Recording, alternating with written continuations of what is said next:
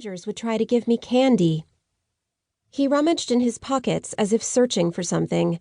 Allison saw with relief that his coat sleeves had fallen back over his arms, covering the tattoo. I don't have any candy. All I have here is a pocket watch. What would your mother say to that? He brought out a round gold watch. The letter A was engraved on it, the ends of the letter looping and curling around each other.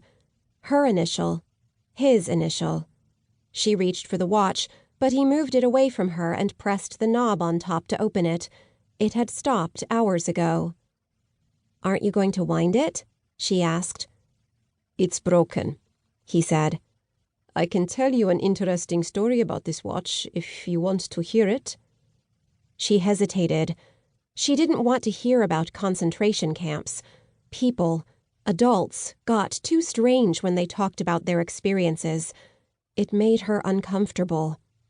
Terrible things weren't supposed to happen to your parents. Your parents were supposed to protect you. On the other hand, she didn't want to go home just yet. "Okay," she said. She was almost certain now that he was harmless, but just to be safe, she wouldn't sit on the bench next to him. She could probably outrun him anyway. My parents gave this watch to me a long time ago, he said.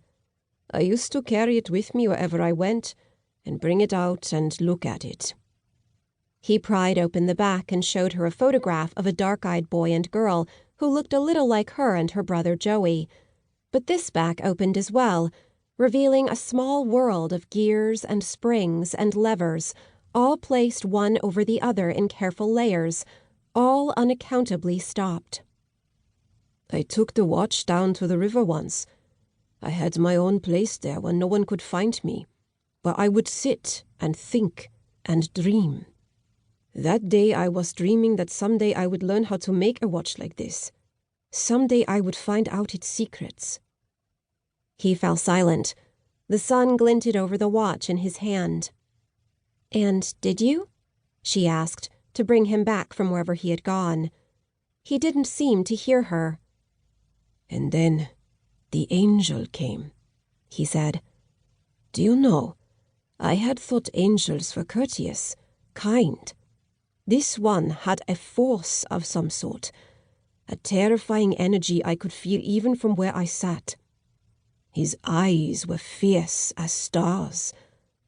I thought he asked me a question, asked me if I desired anything in the world. But in that confused instant I could not think of a thing I wanted. I was completely content. And so he left me. I looked down at the watch which I still held in my hand, but it had stopped. And no one in the world has ever been able to make it start again. He looked at her as if expecting a reply, but all she could think of was that her first thought had been correct. He was crazy after all. No one in her family believed in angels. Still, what if his story were true? But I think the angel granted my desire, he said. He nodded slowly. Do you know? I think he did. The shadows of the trees had grown longer while he'd talked to her. It was later than she'd thought. "I've got to go now," she said reluctantly. "My parents are expecting me." Come again, he said. I'm in the park nearly every day. The bus was just pulling out when she got to the bus stop. She had to wait for the next one, and got home just as her father and Joey were sitting down to dinner. Her mother carried plates filled with chicken and potatoes into the dining room. She frowned as Allison came in. It was a family rule that everyone had to be on time for dinner. Her mother sat and her parents began to eat. Joey looked from one parent to the other uncertainly. Finally, he said, "What happens to planes when they crash?"